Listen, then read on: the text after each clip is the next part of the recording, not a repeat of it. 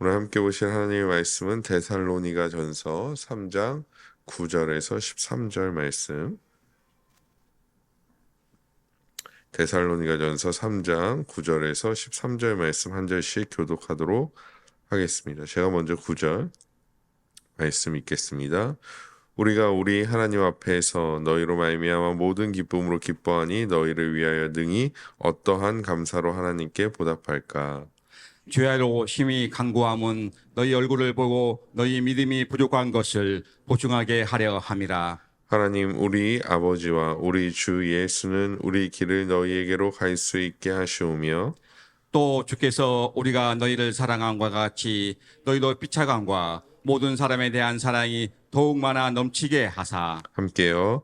너희 마음을 굳건하게 하시고 우리 주 예수께서 그의 모든 성도와 함께 강림하실 때 하나님 우리 아버지 앞에서 거룩함에 흠이 없게 하시기를 원하노라. 아멘. 오늘도 말씀과 기도로 하루를 시작하시는 성도님들을 주님의 이름으로 환영하고 축복합니다. 계속해서 3장 말씀 살펴보도록 하겠습니다. 사도 바울은 끊임없이 사실 어떠한 서신서에서도 크게 발견되지 않는 이런 모습이긴 한데요. 끊임없이 데살로니가 성도들을 칭찬하고 있습니다. 어제도 말씀드렸지만 상대적으로 사도 바울이 머문 기간이 짧았음에도 불구하고 또 고난과 환란이 있었음에도 불구하고 그들의 믿음의 인내를 통하여 하나님을 바라보고 온전히 의지하였기 때문입니다. 그래서 사도 바울은 데살로니가 교인들의 소식을 들으며 또 디모데를 통하여 그 소식을 들으니 매우 기뻤습니다. 그러면서 오늘 본문 9절 뒷부분을 보시면 너희를 위하여 능히 어떠한 감사로 하나님께 보답할까라고 말씀하고 있습니다. 사실 하나님께 보답한다라는 표현은 사도 바울이 잘 사용하지 않는, 거의 사용하지 않는 말씀입니다. 왜냐하면 사도 바울의 신학적인 특징상 하나님께 보답한다라는 개념을 가지고 있지 않을 것이기 때문입니다. 그렇다면 사도 바울은 왜 이렇게 표현했을까요? 사실 우리 또한 누군가 우리에게 이렇게 잘해주면 이렇게 표현하죠. 제가 이 은혜를 어떻게 다 갚을 수 있을까요? 라고 표현합니다. 즉 베풀어준 자에 대한 최고의 표현을 하는 것이죠. 그래서 사도 바울이 저렇게 말한 이유는 진짜 하나님께 보답을 내가 할 수 있다. 하나님께 무언가 기브 앤 테이크처럼 내가 이만큼을 해주셨으니 내가 이만큼을 해드리겠다라고 말씀하는 표현이 아니라 복음을 전하고 고난을 당하고 또한 그렇게 어려움을 당함에도 불구하고 데살로니가 성도들에게 주의 복음을 전한 혹은 디모데를 보낸 사도 바울 자신에게 공로가 있는 것이 아니라 결국엔 이 모든 일 너희를 인내하게 하고 또 그 안에서 사랑을 있게 하고 또 소망을 품게 하신 그분은 오직 하나님이다. 즉 하나님께 공로를 모두 다 돌리고 있다라는 것입니다. 그런 표현을 하고 있는 것이죠. 사도 바울은 자신의 공로를 자랑할 만한 상황이었음에도 불구하고 그러지 않았다라는 것입니다. 만약 우리가 데살로니가 성도들이어서 이 편지를 받아서 이 구절을 읽었다면, 즉 사도 바울이 너희를 위하여 능히 어떠한 감사로 하나님께 보답할까라는 구절을 읽었다면 마땅히 이렇게 생각하며 하나님께 영광을 돌렸을 것입니다. 결국엔 이 본문을 보면서 우리가 또한 알 수 있는 것은 무엇이냐면 우리도 민감하게 혹 의도적으로 하지만 진심으로 마음을 다해 우리의 신앙의 성장이나 우리를 통해 우리의 가족이나 이웃의 믿음의 성장이 있을 때 철저하게 하나님께 공로를 돌려야 한다라는 것입니다. 사도 바울은 명확하게 자신에게 공로를 돌릴 수 있는 내가 비록 가지 못했지만 디모데를 보내서라도 내가 너희를 챙겼어 라고 얘기할 수 있는 상황에서도 그러지 않았다라는 사실을 우리는 오늘 본문에서 또한 발견하게 됩니다. 사실 인간은 자신에게 공로를 돌리기를 좋아합니다. 높은 자리에 앉고 싶어 하고 많은 사람들에게 박수 받고 싶어 합니다. 리차드 포스터라는 목회자는 권력에 대한 욕구가 그리스도인이 가장 주의해야 할 욕구 중 세 가지 중 하나로 꼽았습니다. 또한 실제로 심리학에서도 권력 욕구는 다른 어떠한 욕구보다 상위 자리에 자리하고 있습니다. 즉, 인간의 본성과 같은 것이 권력 욕구이고 또한 인정 욕구가 됩니다. 그리스도인이라고 해서 그런 욕구들을 자연스럽게 피해가지 않습니다. 그리스도인이라고 이런 권력욕이 생기지 않는다라는 것은 아니죠. 최소한 인정받고 싶어 하는 마음이 생겨난다라는 것입니다. 하지만 우리는 성령의 인도하심을 따라 의도적으로 우리 안에 일어나는 이런 욕구를 억제하고 버려버리고 온전히 하나님께만 우리의 영광을 돌리는 자들이 되어져야 할 줄 믿습니다. 왜냐하면 그 욕구를 우리가 받아들이고 우리가 인정받고자 하고 우리가 그것을 통하여 권력을 누리고자 한다면 그것은 단순한 권력이나 어떤 인정이 아니라 교만으로 이어져서 교만은 또한 우리의 패망의 선봉이 될 수 있기 때문이라는 것이죠. 그렇기 때문에 우리는 의도적으로라도 또한 우리가 성령이 인도하시는 바대로 하나님께만 공로를 돌리는 자들이 되어져야 할 줄 믿습니다. 그렇게 해서 10절 말씀 보시면 사도 바울은 데살로니가 교인들을 칭찬하고 있음에도 그들에게 가고 싶다라는 표현을 끊임없이 하고 있습니다. 즉 다른 목적이 있어서가 아니라 인간적인 관계 때문이 아니라 그럼에도 그들에게 디모데를 보내고 이 서신을 보냄에도 불구하고 자신이 감으로써 그들의 믿음의 부족함을 채우고 더욱 굳건하게 하기 위함이었다라고 기록하고 있죠. 즉 교회 공동체는 또한 이러한 영적 교류와 성도의 교통이 활발하게 이루어져야 합니다. 사도 바울은 데살로니가 교인들이 너무 잘하고 있지만 복음 가운데 흔들리지 않게 하기 위하여 그들에게 가고자 하였습니다. 우리가 주일의 말씀을 듣고 있는 로마서를 한번 살펴보시면 로마서는 사실 성경 안에 성경이라고 불릴 정도로 매우 핵심적인 구원의 메시지들이 그 안에 다 담겨져 있습니다. 로마서를 설교한다는 것은 또한 어떻게 보면 성경 전체의 구원론을 설교한다, 또 하나님의 은혜를 설교한다라고 해도 과언은 아닐 것입니다. 즉 세밀하게 사도 바울은 이 로마서를 통하여 예수 그리스도의 복음, 구원, 칭의, 성화 등에 대해서 명확하게 기록하고 있습니다. 사실 하지만 로마서는 우리가 알다시피 사도 바울이 로마 교회에 방문하기 전에 기록을 했습니다.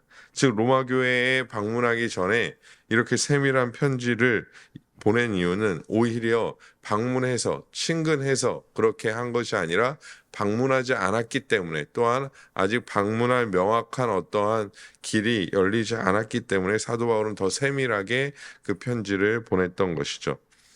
결국 그 성경 안에 사도 바울이 비록 아직 로마 교회를 방문하진 않았지만 로마 교회를 얼마나 사랑하고 있는지가 명확하게 나타나고 있다라는 것입니다. 데살로니가 교회에도 그런 명확함이 있었다라는 것이죠. 여러 상황 속에서 데살로니가로 가는 길이 막혔음에도 불구하고 사도 바울은 끝까지 그들에게 가기를 원했다라는 것입니다.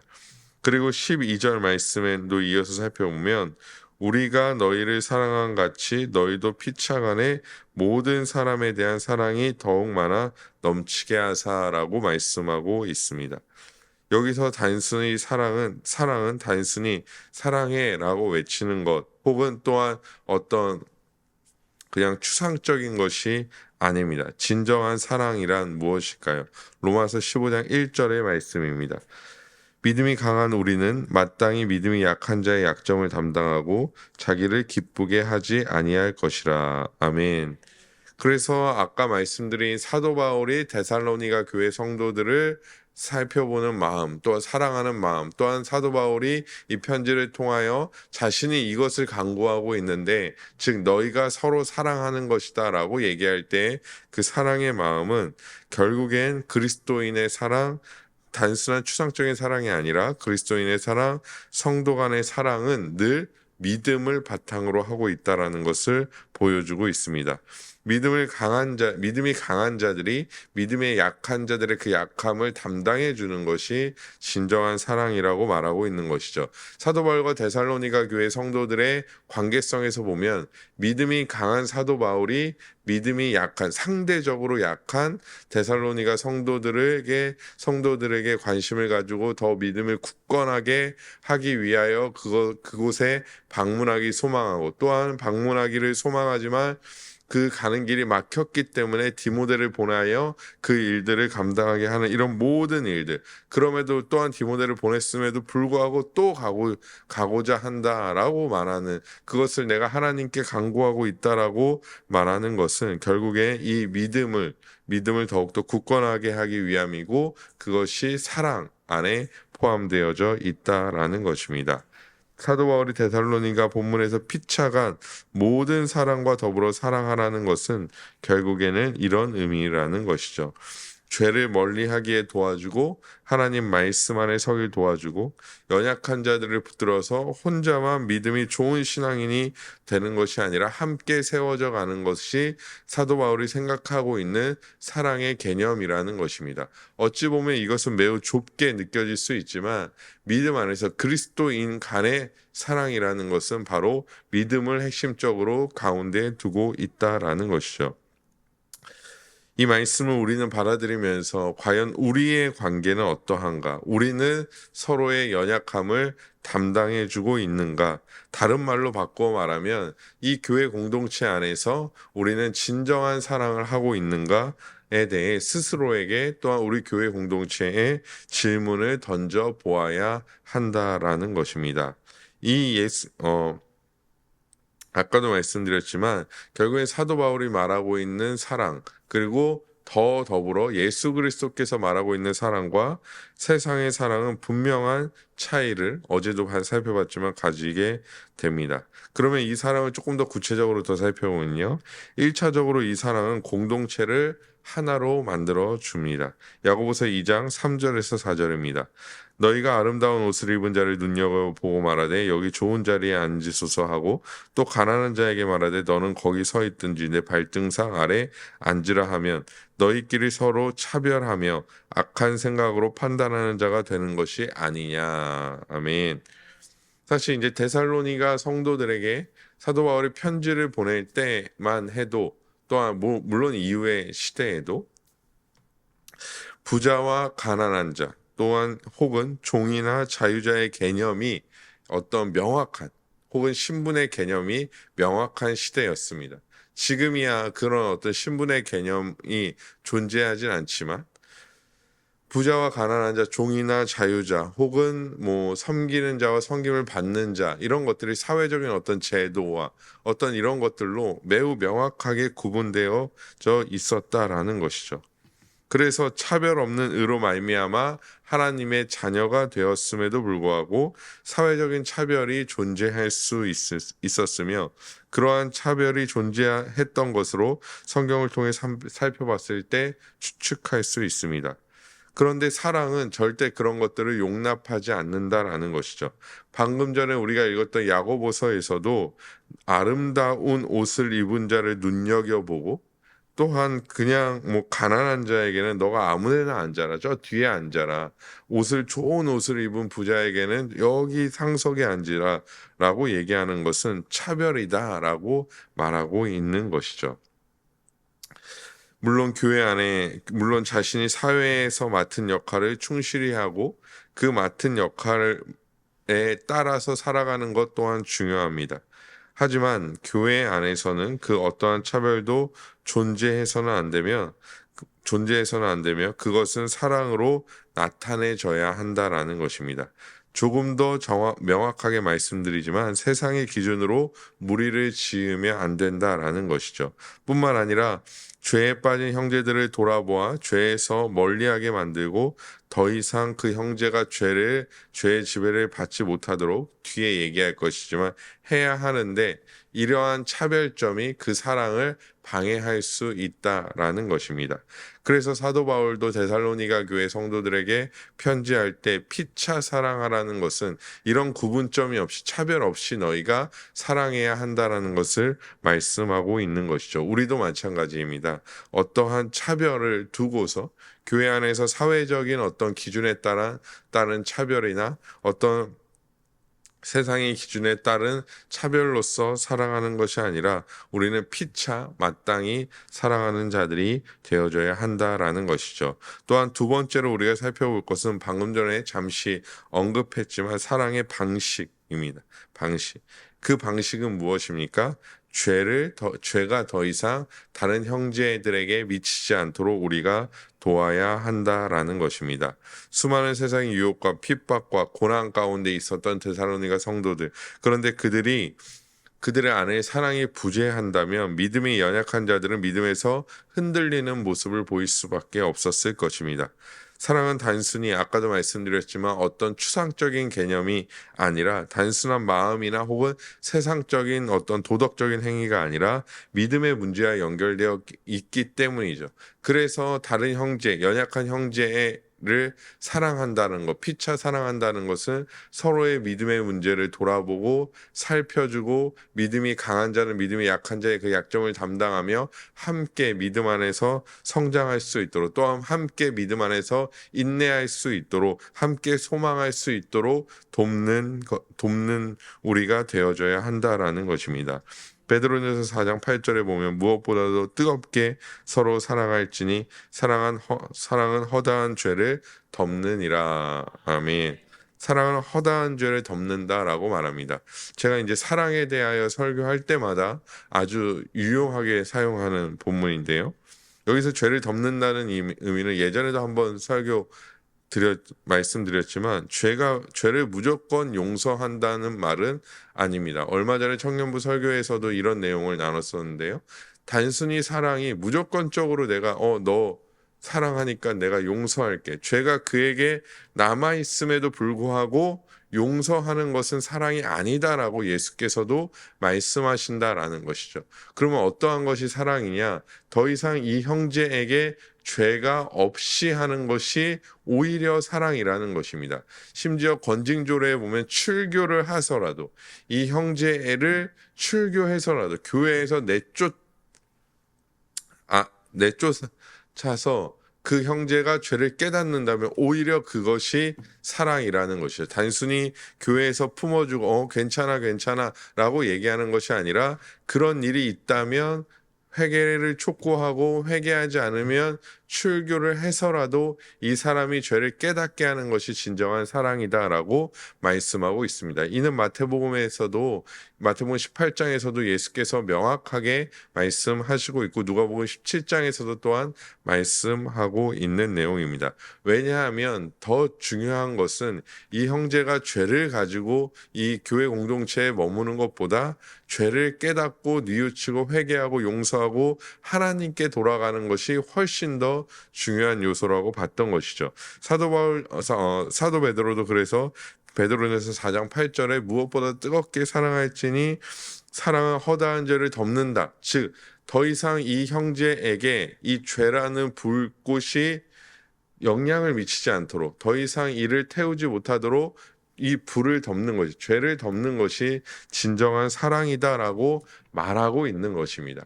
그래서 우리는 교회 안에서의 사랑, 형제 사랑에 대하여 깊이 다시 한번 생각해 보아야 한다라는 것입니다.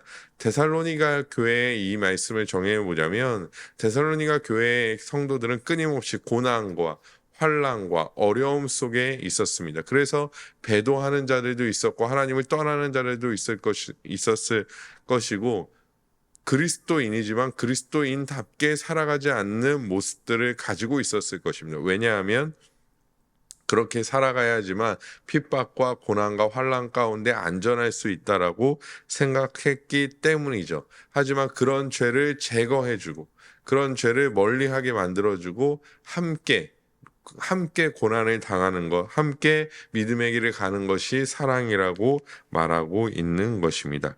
그렇기 때문에 우리 공동체에 대한 사랑의 개념을 우리는 다시 한번 생각해 봐야 한다라는 것입니다.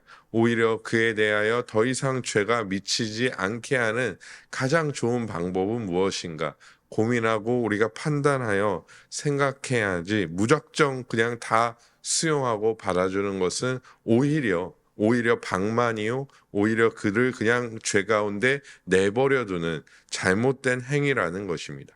그래서 우리가 우리의 자녀들도 혼내는 이유가 무엇입니까? 더 이상 이 아이가 저도 이제 혼내지만 예의 없이 행동하거나 더 이상 이 아이가 잘못된 길로 가지 않도록 하기 위하여 미리 그런 모습이 집 안에서 보일 때 아주 단호하게 혼내는 것이죠.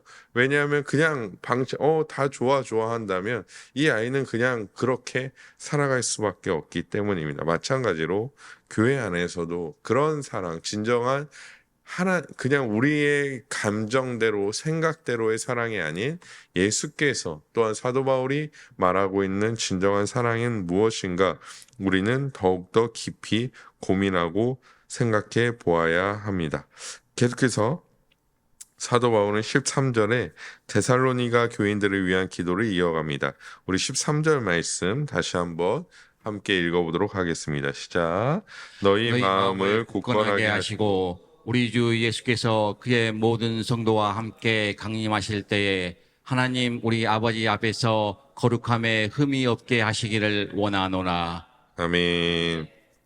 본문을 보면 마음을 굳건하게 하는 것, 이 본문을 좀 보시면 물론 중간에 이제 주요한 내용이 있긴 하지만요. 이건 좀 뒤에 살펴보고 결국에 마음을 굳건하게 하는 것은 거룩함에 흠이 없는 것과 연결됩니다. 그런데 거룩은 다른 자들에게 보이기 위한 혹은 자기 만족을 위한 거룩이 아닌 심판대 앞에서, 즉 하나님 앞에서 거룩함에 흠이 없는 것을 의미합니다.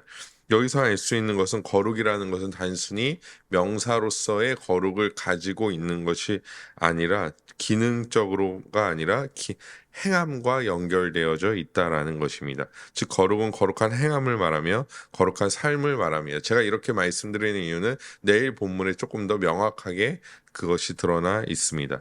고난과 어려움 속에서 그들은 거룩한 삶을 버리고 아까도 말씀드렸지만 배도의 길을 택하거나 예수 그리스도를 믿는다라는 사실을 숨기고 적절히 세상 속에 섞여서 세상의 방식대로 살아갈 수 있었을 것입니다. 그래서 히브리서 기자도 그것을 염려하고 걱정하며 그 편지를 썼던 것이죠. 그래서 실제로 배도하는 자들이 있었고 그 가운데 있었고 또한 아까도 말씀드렸지만 자신이 그리스도인이라는 사실을 철저하게 숨기고 세상 속에서는 세상의 가치관과 방식대로 살아가는 자들이 실제로 존재했다라는 것입니다.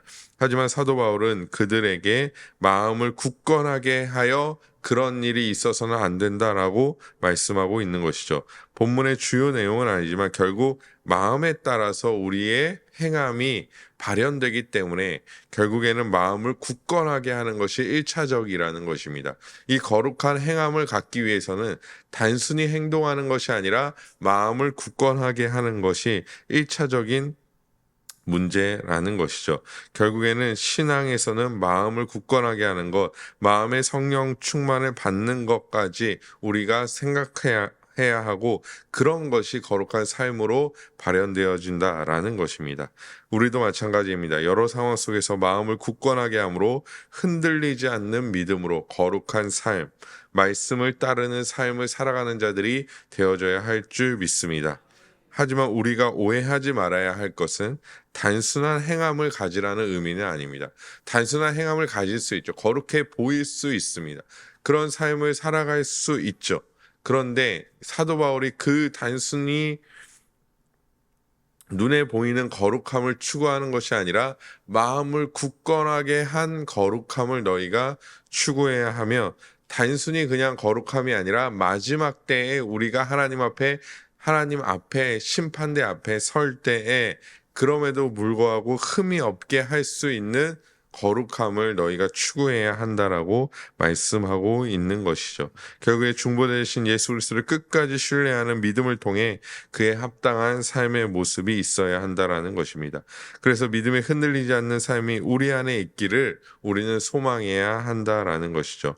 우리는 거룩을 교회 안에서만 혹 보이는 거룩을 추구할 때가 있습니다. 하지만 우리의 거룩은 얼마나 성령 충만을 통해 그리스도를 온전히 믿는 믿음의 삶인가, 그런 삶의 모습을 가지고 있는가에 있다는 사실을 잊어서는 안 됩니다. 사랑하는 성도 여러분, 우리는 오늘 말씀을 통해 하나님께만 공로를 돌리고 이웃을 지극히 사랑하고 거룩한 삶에 대한 추구에 대한 말씀을 들었습니다. 이 거룩한 삶에 대한 추구의 어떤 핵심적인 본격적인 말씀은 내일과 이번 주 계속해서 이어지게 됩니다.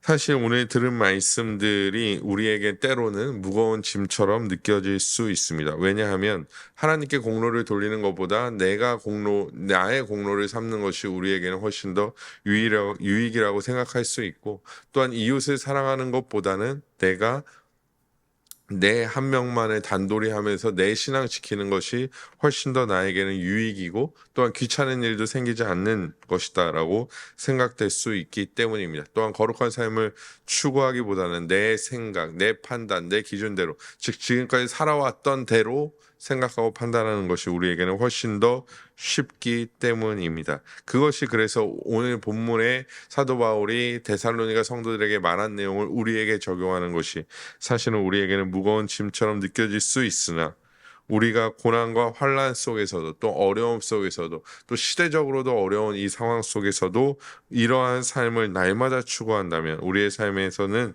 이러한 모습이 아주 당연하게 발현되고 합당한 모습으로 우리 가운데 세워질 줄 믿습니다.